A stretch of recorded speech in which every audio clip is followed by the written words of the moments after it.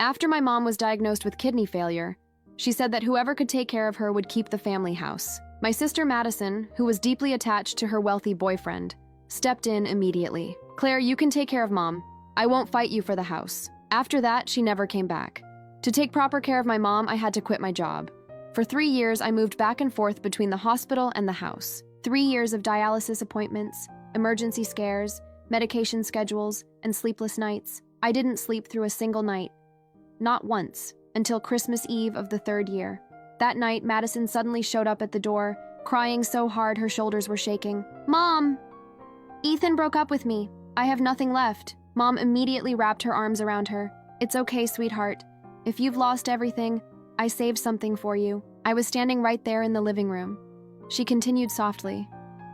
"The house is already in your name." My heart stopped. I stared at her. "Mom?" She cut me off with an impatient wave of her hand. "Claire, I know your little plan. You've only been taking care of me for the house." It felt like someone poured ice water straight into my chest. "I'll say it clearly," she continued. "This house is for your sister. Don't even think about it." A bitter taste rose in my throat. "Mom, if that's how it is, then I guess you won't need me covering your medical bills or your surgery anymore, right?" Madison looked between us, startled. "Claire, what are you saying?" I didn't look at her. I kept my eyes on my mother, waiting to see even a hint of doubt. There wasn't any. "Don't pretend you don't understand," Mom said sharply. "I've already made it clear. The house belongs to Madison. Dreaming about it won't change anything. Dreaming." I let out a laugh that felt worse than crying. "You were the one who said whoever took care of you would get the house. I've been the one here for 3 years, and you transferred it to her in secret." Tears blurred my vision. "Do you really think I'm that naive?" Her face hardened. "Stop causing a scene. A daughter taking care of her sick mother is her duty. Your sister is innocent. She's not calculating like you." Calculating. I pressed my nails into my palms so hard they hurt. "Mom, we're both your daughters. You made sure Madison has a safety net. What about me?" She went quiet for a moment. Madison lifted her head from Mom's shoulder and said softly, "It's my fault. If you really want the house, I can give it to you. Don't upset your sister," Mom said quickly, pulling her closer. Then she looked at me firmly. "See how reasonable she is? Not stubborn and selfish like you. Ready to abandon your own mother over a house. Abandon." I stared at her in disbelief. "Mom, answer me honestly. Who took you to dialysis 3 times a week for 3 years? Who wakes up at 4 a.m. to get you ready? Who stayed overnight when you had complications? When you complained about hospital food? Who looked up recipes and cooked something different every day?" My voice kept rising with every word. "Me. It was me." I pointed toward Madison. "And her? Has she visited even once in 3 years? Has she called to check on you? Has she paid $1 of your medical expenses? Does she even know how many dialysis sessions you have each week? Does she know your doctor's last name?" "Enough!" Mom shouted, furious. "Claire, don't act noble. You worked so hard because you wanted this house." A sharp pain cut through my chest. "Mom, if I told you I took care of you and it was never about the house, would you believe me?" She almost scoffed. "Then what was it for? Love? Don't make me laugh. The house is Madison's. None of your tricks will change that." So no matter how sincere I had been, in her eyes everything was a calculation. She would never love me the way she loved my sister. "Fine," I said quietly. "If you think I only want the house, then I don't want it. If you think my care had conditions, then I won't do it anymore." I wiped my tears and walked toward my room. "Where are you going?" Mom shouted behind me. "To pack." "Who are you trying to scare? Once you walk out that door, where will you go? You quit your job. You're disconnected from the world. Who would even hire you?" Inside my room, I finally let myself cry. From outside, I heard Mom's voice soften, a tone she never used with me. "Madison, are you hungry? Let me make you some pasta. Then we'll have Claire cook Christmas dinner. Your room is still here. I'll have her clean it so you can stay." Madison sounded hesitant. "Mom, Claire seems really upset. What if she actually leaves?" "Let her," Mom replied coldly. "She's just trying to pressure me. Let's see how long she keeps this up." Standing there, listening, something inside me broke completely. For 3 years, I thought if I gave enough, if I did enough, maybe one day she would treat me the same. Now I knew. Some mothers don't choose based on effort, they choose based on preference. And I was never the chosen one. I grabbed my suitcase. This time, I wasn't bluffing. I didn't have much to pack. That was the humiliating part. My room had always been half the size of Madison's. Even after she stopped coming home, Mom kept her bedroom untouched, like a shrine. Meanwhile, my space slowly filled with Madison's old boxes, old clothes, old memories. In the last 3 years, almost everything I had earned went to Mom's treatment. I hadn't bought new clothes, I hadn't traveled, I hadn't even replaced my broken winter boots. When I finished packing, my suitcase wasn't even half full. I dragged it into the living room. Mom didn't look up at first. "What took you so long?" she said. "Hurry up and start dinner. Your sister's home. You should welcome her." Madison's face turned pale when she saw the suitcase. "Mom, she's serious. She's really leaving." Mom finally looked up. When she saw the bag, her face twisted with anger. "Claire, making a scene on Christmas Eve? You have to ruin everything? Do you think this performance will force me to give you the house?" I felt strangely calm. "Give it to whoever you want. Since it's Madison's now, she can take care of you from now on." Mom stood up so fast her chair scraped loudly against the floor. "You ungrateful girl. Without the house, you walk away from your own mother? Get out. Leave right now. From today on, I don't have a daughter like you." I nodded. "Okay." I dragged the suitcase toward the door. Behind me, I heard Madison whisper nervously, "Mom, what if she doesn't come back? I don't know how to take care of you." Mom answered without hesitation. "Where would she go? For 3 years, all she's done is take care of me. She quit her job. She's disconnected from society. Who would hire her? She'll be back in a few days." I paused for half a second at the door.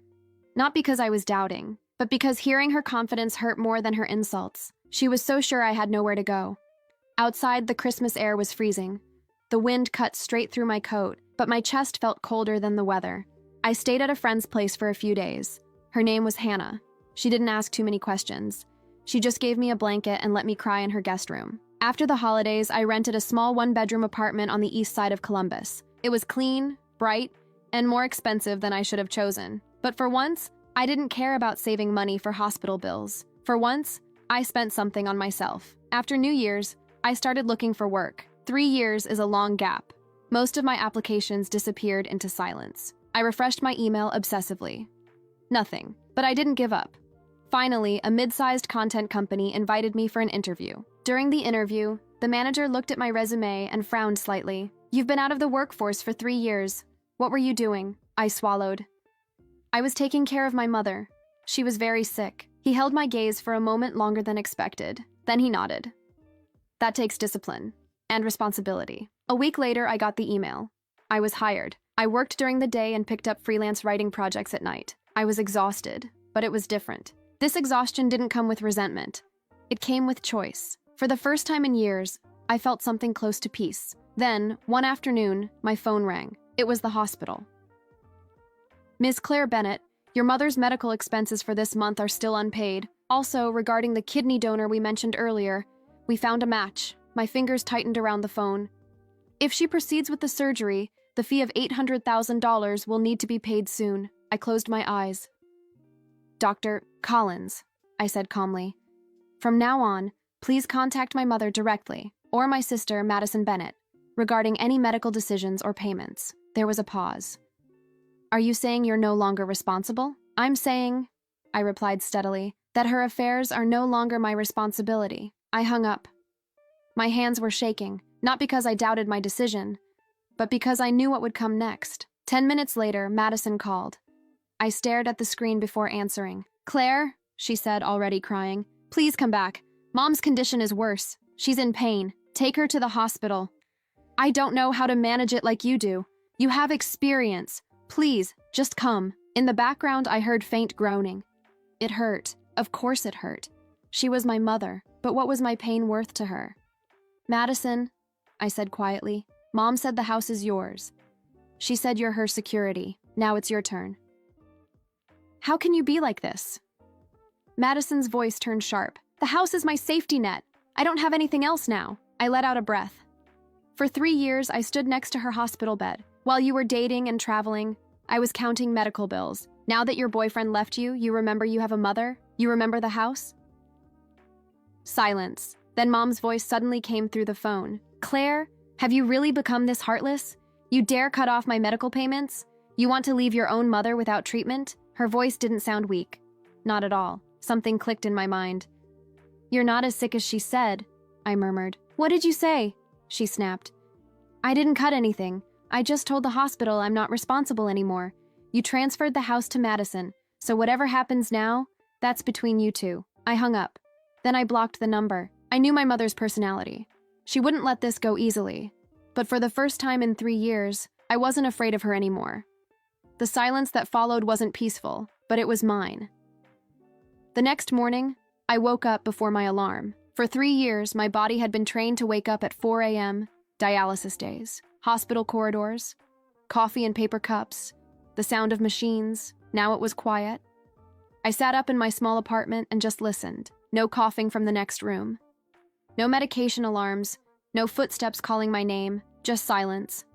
I went to work like nothing had happened. I answered emails, reviewed articles, sat in meetings, nodded at the right times, but inside, something felt different. Not lighter, not heavier, just separated. That afternoon, I received 5 missed calls from unknown numbers. I didn't answer. That night, Madison left a voice message. "Claire, please. Mom isn't eating. She says she doesn't want the surgery anymore. She says there's no point if you're not here." I listened to it once, then I deleted it. Not because I didn't care, but because I understood something I hadn't understood before. Every time she said she needed me, it came with a condition. Come back, obey, give, sacrifice. And if I didn't? I was cruel. 3 days passed. No more calls. On the 4th day, there was a knock on my door. My heart jumped for a second. I wasn't expecting anyone. When I opened it, Madison was standing there. Her hair was messy. Her makeup was gone. She looked smaller than I remembered. "I didn't know where else to go," she said quietly. I didn't step aside immediately. "What do you want?" She swallowed. "Mom gave me something.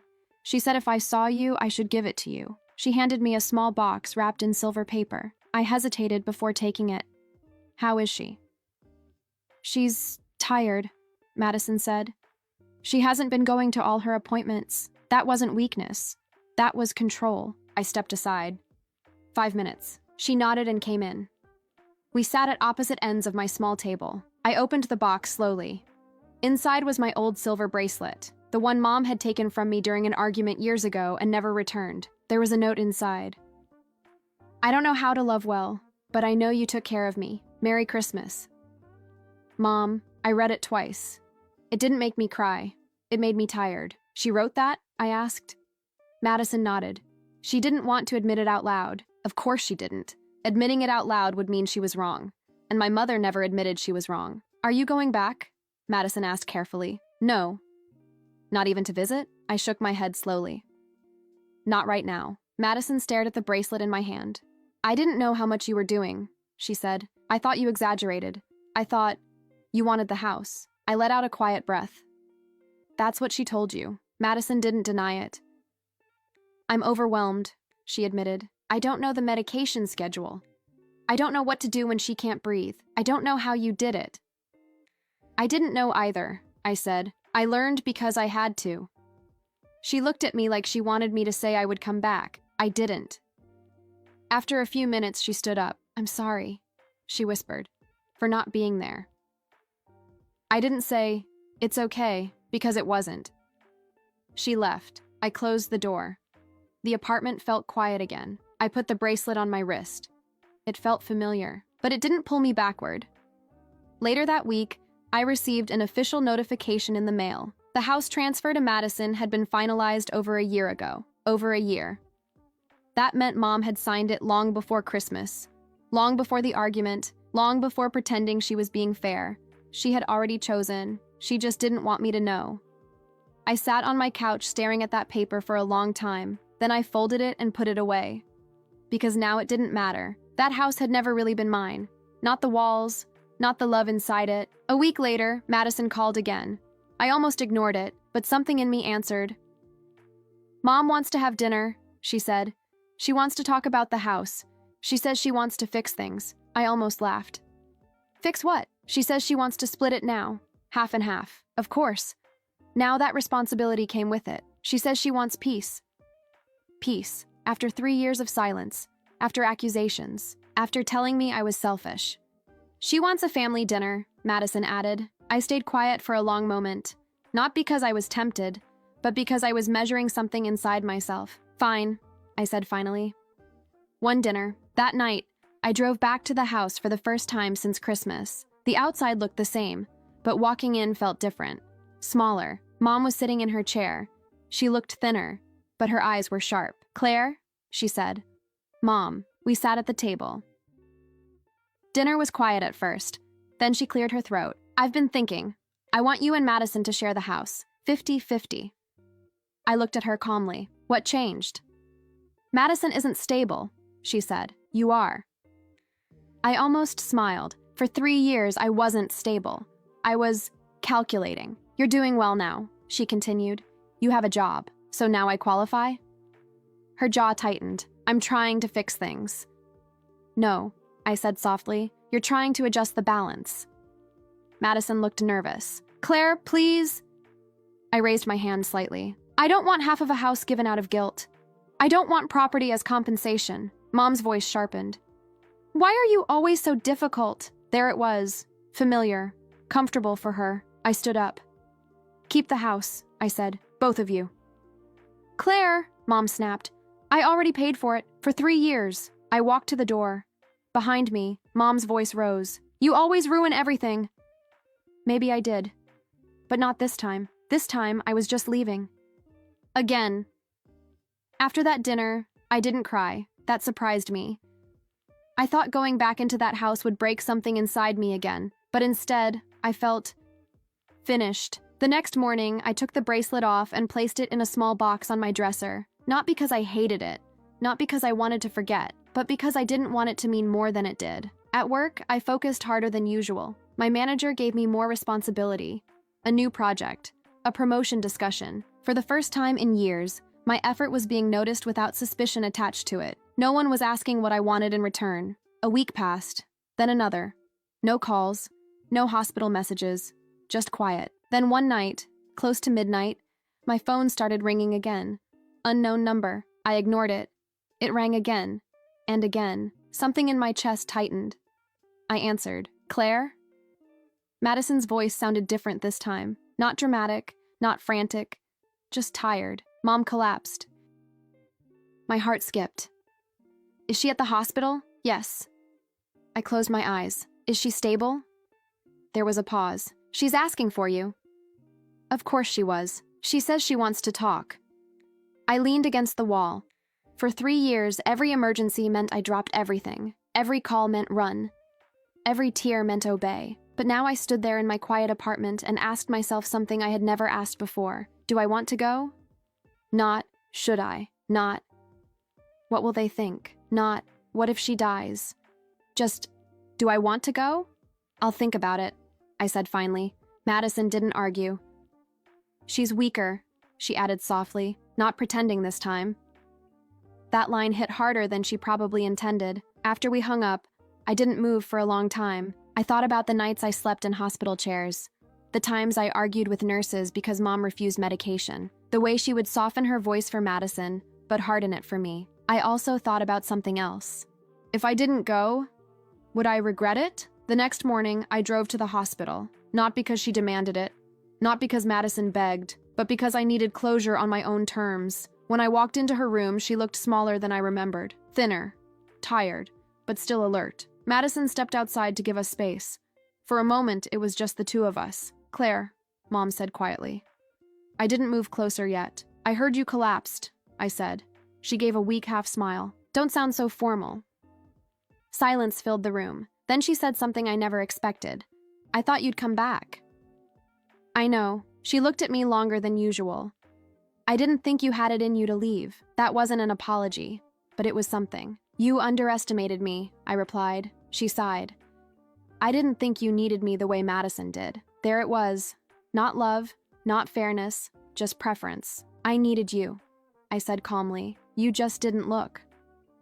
Her eyes shifted away. For the first time in my life, she didn't argue. "I don't know how to fix it," she admitted quietly. "You can't," I said. "Not with property, not with guilt." She swallowed. "I'm scared." That was the first honest thing she'd said. "I was scared too," I answered. For 3 years, we sat in silence. No dramatic hugs, no crying. Just the truth sitting between us. After a while, Madison came back in. The nurse followed. The moment was over. As I walked out of the hospital, something settled inside me. Not forgiveness, not reconciliation, just clarity. I had loved her the only way I knew how, and now I was choosing to love myself the same way. 2 days later, Madison called again. "Mom signed the surgery consent," she said. "She wants to move forward." "That's good," I replied. "She didn't put your name down as responsible. I wouldn't have signed." Madison hesitated. She asked if you'd visit again. I looked out my apartment window. I already did. That was enough. Weeks passed. The surgery was scheduled. I didn't attend. I sent no money. I sent no flowers. But I didn't block their numbers either. I wasn't running. I just wasn't carrying them anymore. Then one afternoon, I received a simple message from Madison. "It's over. She didn't make it." I read it 3 times. My body didn't react immediately. No tears, no collapse, just stillness. "Was she in pain?"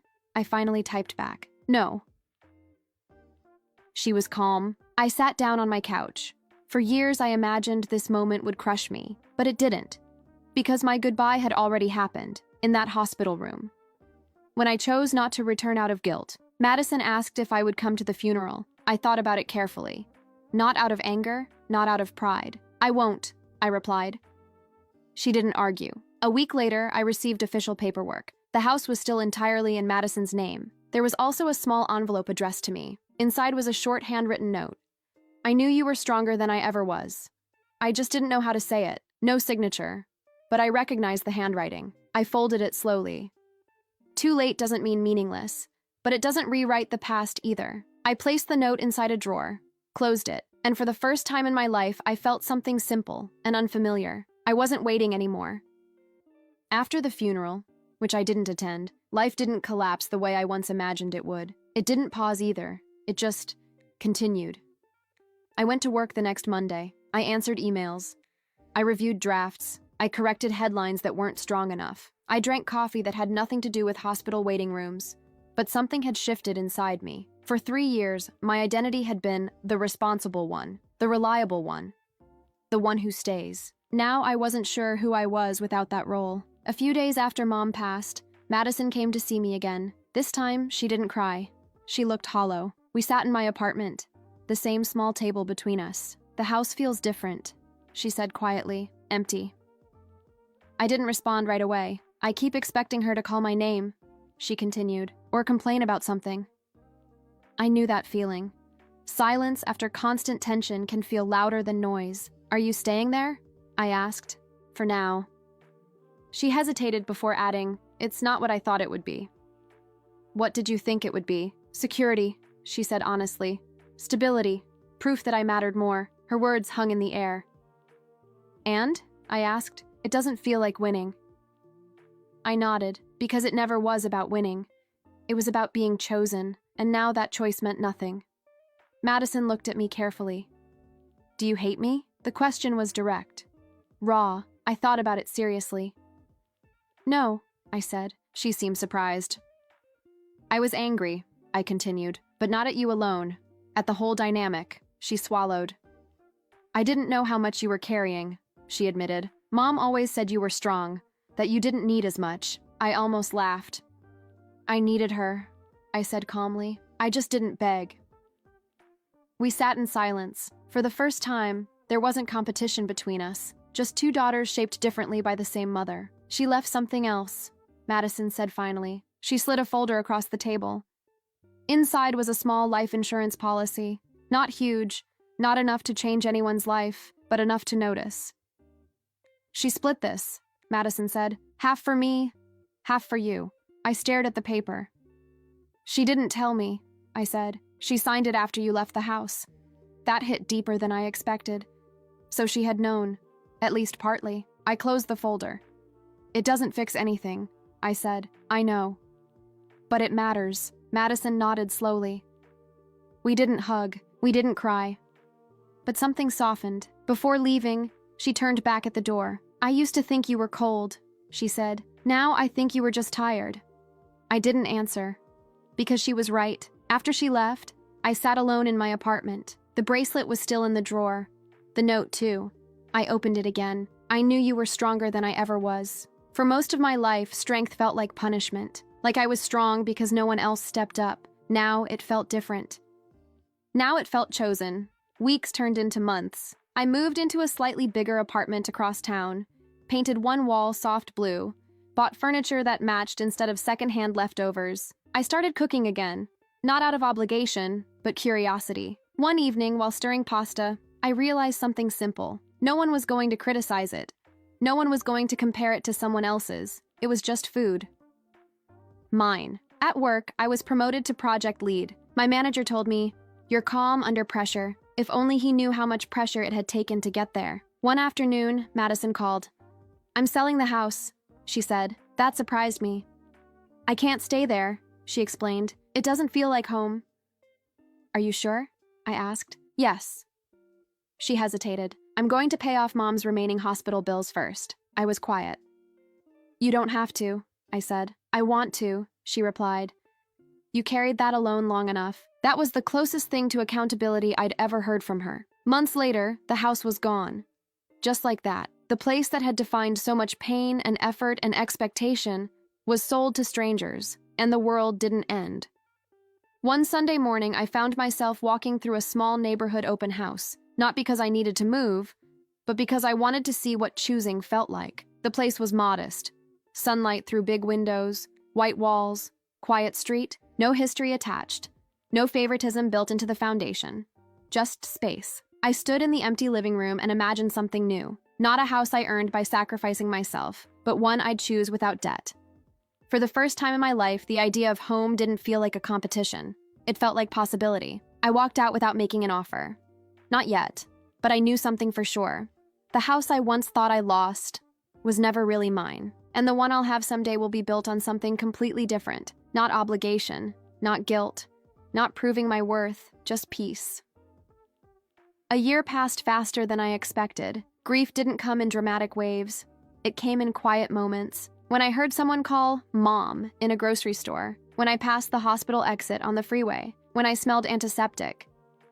But the pain wasn't sharp anymore. It was dull, manageable, honest. Madison and I didn't become best friends. We didn't suddenly transform into a perfect sister story, but we talked. Sometimes about bills, sometimes about work, sometimes about nothing important. One evening, she invited me to dinner at her apartment. Not the old house. That was long gone. Her place was smaller than I expected. Simple. Barely decorated. "I didn't keep much from the house," she admitted while setting the table. "I thought I would, but most of it felt heavy." I understood. Some walls hold more than furniture. Over dinner, she said something that stayed with me. "I used to think Mom loved me more." I didn't respond immediately. "She depended on you," Madison continued. "But she protected me." I looked at her. "She protected you from responsibility," I said gently. She nodded. "And she tested you constantly." We sat with that truth. "She wasn't fair," Madison said quietly. "No," I agreed. "She wasn't." It felt strange saying it out loud, not in anger, just as fact. Before I left, Madison stopped me at the door. "I don't know how to fix the past," she said, "but I don't want to repeat it." That mattered, more than the house ever did. Months later, I signed a lease for a townhouse across the river. It wasn't huge, it wasn't perfect, but it was mine. The day I moved in, I stood in the empty living room with a mix of fear and pride. No one had promised it to me. No one had dangled it like a reward. I earned it without sacrificing myself. That difference meant everything. I invited a few friends over for a small housewarming dinner. Hannah brought wine. My coworker Daniel brought dessert. Madison came too. When she walked in, she looked around slowly. "It feels peaceful," she said. "It is," I replied. During dinner, someone asked casually, "So what made you decide to move here?" I thought about it for a second. "I stopped waiting," I said. "For what?" Daniel asked. "For someone to choose me." The table went quiet for a moment. But it wasn't uncomfortable. It was understanding. Later that night, after everyone left, I sat alone on the floor with my back against the couch. The townhouse was quiet. No tension in the walls, no competition in the air, just space. I opened a small box I had carried from apartment to apartment. Inside were 3 things: the silver bracelet, my mother's short handwritten note, and a copy of the house transfer document. For years, Those papers represented betrayal. Now they just represented history. I didn't burn them. I didn't tear them. I placed them back inside and closed the box, not because I wanted to hold on to the pain, but because I didn't need to fight it anymore. I had already walked away. A few weeks later, Madison called. "I'm thinking about going back to school," she said. "For what?" "Nursing." That caught me off guard. "Why?" She hesitated. "Because I realized I don't want to be the person who panics when someone gets sick." I felt something soften in my chest. "That's a good reason," I said. She laughed quietly. "I guess we both learned something." "Yes, we did. Not about houses, not about inheritance, but about what happens when love is conditional, and what happens when you stop accepting it that way." That night, I walked through my new place, turning off lights one by one. Before going to bed, I paused at the front door. For years, walking out of a door meant exile. Now it meant choice. I locked it gently. Not to keep anyone out, but to protect what I finally built for myself: peace. Living alone taught me something I didn't expect. Silence can be kind. For years, silence in that old house meant tension. It meant someone was disappointed. Someone was judging. Someone was comparing. In my townhouse, silence just meant rest. Madison started nursing classes that fall. She called me one evening, sounding overwhelmed. "I didn't realize how much goes into patient care," she said. "It's not just medication. It's emotional. It's constant." I almost smiled. "I know." There was a pause on the line.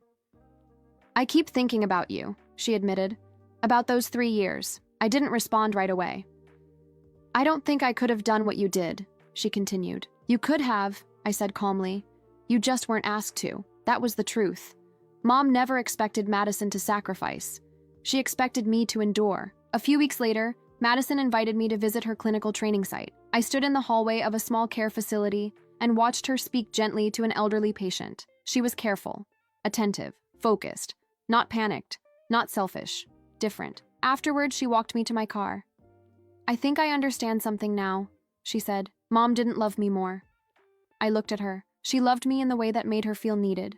She loved you in the way that made you feel tested. That was painfully accurate. "She depended on you," Madison said, "but she leaned on me emotionally." "And she confused that with fairness," I added. "We didn't blame her anymore. We just understood her better, and somehow, that made it easier to move forward." That winter, I hosted Thanksgiving for the first time. Not because I had to. Not because anyone demanded it, because I wanted to. Madison came early to help cook. At one point, she laughed and said, "You're not micromanaging me." I shrugged. "I don't have to." She looked around the kitchen. "You're different here." "I'm not defending myself here," I said. "That makes a big difference." We ate at my small dining table. No arguments, no comparisons, no one keeping score. Just food, warmth, conversation. It wasn't dramatic. It was simple. And that simplicity felt revolutionary. Later that night, after Madison left, I washed dishes slowly. I thought about something Mom once said when I was younger. "She's delicate. You're strong." Back then, it felt like punishment. Now I understood something deeper. Strength isn't about who suffers more. It's about who chooses differently. Months later, I received an unexpected email. The content company I worked for wanted to expand into long-form storytelling. They asked if I would lead a new division. The promotion came with more responsibility, more pressure, but this time pressure didn't scare me. I had survived worse. During the interview meeting, my director said something that stayed with me. "You handle conflict calmly." "Where did you learn that?" I paused. "Experience," I answered simply. I didn't explain that my training ground had been a hospital room and a house full of emotional imbalance. That wasn't something you put on a resume. That spring, I made an offer on a house. Not big, not flashy, but it had wide windows and a quiet street. When the offer was accepted, I stood inside it alone. No promises attached, no conditions, no one telling me I had to earn it through sacrifice. I walked from room to room slowly. This house didn't carry history. It carried possibility. That night, I called Madison. "I bought a house," I told her. There was silence. Then she laughed softly. "You really did it." "Yes, you didn't need Mom's house after all." "No," I said. "I needed to build my own." She was quiet for a moment. "I'm proud of you," she said. For the first time, it didn't feel like competition. It felt genuine. After we hung up, I stood in my new kitchen. The space was empty. But it felt full, not with furniture, with choice. I realized something important then. I had spent years trying to prove I was worthy of being chosen. Now I understood. The moment I chose myself, everything changed. The first night in my new house felt unreal. There were still unopened boxes stacked against the walls. The kitchen only had one plate, one fork, one glass. My mattress was on the floor. But when I locked the front door, I didn't feel trapped. I felt grounded. I walked through each room slowly, touching the walls like I needed proof they were real. This house didn't come from guilt. It didn't come from inheritance. It didn't come from endurance. It came from choice. A few days later, Madison came to see it. She stood in the living room and turned in a slow circle. "It's quiet," she said. "Yeah." "It doesn't feel heavy." That word again, heavy. We both knew what it meant. She ran her fingers along the kitchen counter. "You know," she said carefully, "Mom would have criticized something." I smiled slightly. "She would have said it was too small, or too far, or not practical." Madison nodded, and then she would have compared it to something she imagined was better. We both laughed softly. Not bitterly, just honestly. After she left, I unpacked the last box. Inside were the same 3 items I had carried for over a year: the bracelet, the note, the copy of the house transfer. I held the transfer paper in my hands one last time. It used to represent rejection. Now it just represented a turning point. If she hadn't chosen Madison, I might never have left. If I hadn't left, I might never have built this. I folded the paper carefully. This time, I didn't put it back in a drawer. I shredded it. Not in anger, in closure. The bracelet and the note I kept, not because they erased the past, but because they prove something important. Even flawed love can leave behind small truths. Months passed. Madison continued nursing school. She started working part-time at a clinic. One evening she called me, voice steady but emotional. "I helped a dialysis patient today," she said. I knew exactly what to expect. I knew the exhaustion in the family's eyes. I didn't speak right away. "I kept thinking about you," she added. For once, I wasn't the scared one. That meant more than any apology ever could. Work continued to grow for me too. The long-form division I was leading started gaining attention. I wrote about burnout, about invisible labor, about daughters who become caregivers before they're ready. I didn't mention my mother by name, but she was in every line. One night, after finishing an article, I sat on my back porch. The air was cool. The street was calm. For the first time in years, my mind wasn't replaying arguments. It wasn't waiting for a phone call. It wasn't calculating expenses. It was just still. And then I realized something. I had spent so long trying to earn love, trying to prove I was worthy, trying to be chosen. But love that requires proof isn't love. It's performance. And I was done performing. A year after Mom passed, Madison asked if I would visit her at the cemetery. Not out of obligation, just to stand there once. I thought about it carefully. Then I said yes. We stood side by side in silence. No dramatic speeches, no tears, just presence. After a while, Madison said quietly, "I think she loved us the only way she knew how." I nodded. That doesn't mean it was enough. We stood there a little longer. Then we left. No weight followed me home. No guilt, just acceptance. That night, back in my house, I made dinner for myself. Simple, warm, mine. I set the table for one. And it didn't feel lonely. It felt earned. The second year in my house felt different. Not exciting, not dramatic, stable. That was new for me. Stability used to mean tension waiting to happen. It meant something could collapse at any moment. A phone call, a hospital visit, an accusation. Now stability just meant routine. Work, groceries, dinner, weekends with friends, occasional calls with Madison. One afternoon, while organizing paperwork in my home office, I found something unexpected tucked inside an old folder. A printed copy of the email confirming my first job offer after I left home. I sat down and read it slowly. At the time, I had felt lucky. Now I realized I had been rebuilding from nothing. No support, no safety net, no guarantee I'd succeed.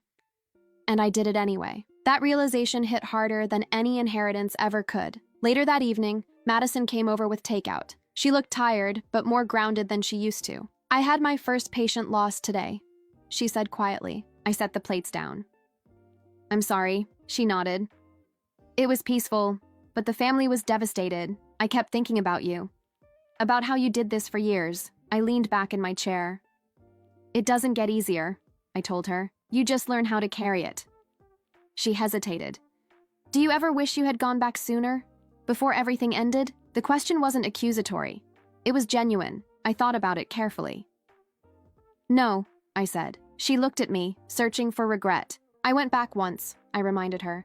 I said what I needed to say. I heard what I needed to hear. And that was enough? It had to be. Madison nodded slowly. I used to think you were cold, she admitted. Now I realize you were protecting yourself. Yes, I said calmly. I finally was. That night, after she left, I walked through my house again, but this time, I wasn't checking for emptiness. I was noticing growth. A bookshelf filled, plants by the windows. Photos on the wall, not of childhood, not of obligation, but of friends, trips, milestones. My life didn't revolve around survival anymore. It revolved around building. A few months later, I received an invitation to speak at a small conference about workplace burnout and caregiver fatigue. I almost declined, then I didn't. On stage, I spoke honestly, not about betrayal, not about inheritance, but about invisible responsibility, about how strength can become a trap when no one checks on the strong one. After the talk, a young woman approached me. My mom is sick, she said quietly, and I feel guilty every time I want a break. I looked at her and saw a version of myself from years ago. Taking care of someone, I told her, doesn't mean erasing yourself. Her eyes filled with tears. And in that moment, I understood something clearly. What I went through wasn't wasted. It wasn't fair, but it wasn't meaningless. That night, sitting on my porch, I thought about my mother again. Not with anger, not with longing, just with distance. She had loved imperfectly. She had chosen unfairly, but she had also shaped me in ways she probably never intended. She taught me what conditional love feels like. And because of that, I now recognize unconditional peace. There's a difference. And I won't confuse them again. 3 years after I walked out of that house with a half-empty suitcase, I stood in my kitchen on a quiet Sunday morning and realized something simple. No one was waiting for me to fail. No one was measuring my worth against someone else's. No one was deciding whether I deserved comfort. I poured myself coffee and opened the windows. The air moved freely through the house. So did I. Madison had finished her nursing program by then. She worked long shifts, sometimes exhausted, sometimes proud. Our conversations were steady now, not dramatic, not heavy. One evening, she said something that stayed with me. I used to think Mom choosing me meant I was special. I listened. Now, I think she chose me because I was easier to protect, she continued. You were harder. You questioned things. I leaned back on my couch. She didn't choose you because you were better, I said. She chose you because you didn't threaten her version of control. Madison didn't argue. I wish she had seen you the way I see you now, she said. I didn't respond immediately. I don't need her to anymore, I finally answered, and that was the truth. For years, I thought closure would come from her apology, or from fairness, or from her admitting she loved me equally. But closure came from something else. It came from no longer needing proof. One afternoon, while reorganizing my office, I found the small box again. Inside were only 2 things now. The bracelet, the note. The house transfer document was gone. I had shredded it months ago. I read the note one last time. I knew you were stronger than I ever was. For a long time, strength felt like punishment, like I had to be the strong one because no one else would step up. Now it felt like ownership. I chose strength differently. I didn't use it to endure unfairness. I used it to leave. I closed the box and placed it on the top shelf of my closet. Not hidden, not displayed, just stored. The past no longer needed daily attention. Later that week, I invited a few friends over for dinner. Nothing fancy. Pasta, salad, wine. At one point, Daniel asked casually, "Do you ever miss your old house?" I thought about it carefully. I don't miss the house, I said. I miss the version of love I hoped it represented. The table grew quiet. But I don't miss who I was there, I added. That was the important part. That girl was exhausted. That girl thought love had to be earned through sacrifice. That girl believed staying proved loyalty. Now I understood something different. Leaving can also be loyalty. Loyalty to yourself. Months passed. Life didn't turn into a fairy tale. There were still hard days. There were still moments when grief came quietly, especially around holidays. But grief no longer controlled my decisions. One evening, Madison stopped by unexpectedly. She stood in my doorway, smiling. I passed my certification exam, she said. I pulled her into a hug. I'm proud of you. She stepped inside and looked around my living room. You built all this without waiting for anyone, she said. Yes, I answered. And you didn't become bitter. I considered that. No, I said slowly. I just stopped asking for what wasn't being given. She nodded. I think that's what Mom never figured out. Maybe. But I had. After she left, I sat alone again in the quiet. I didn't feel abandoned. I didn't feel victorious. I felt balanced. The house I once thought I lost had been nothing more than a test of how much I would endure, a test of how long I would stay. I failed that test, and it saved me. Because the real house I needed wasn't built with inheritance. It was built with boundaries. And now when I lock my door at night, I don't hear echoes of accusation. I hear peace. Not because everything was fair, not because everything was forgiven, but because I finally chose myself, and this time no one could transfer that away.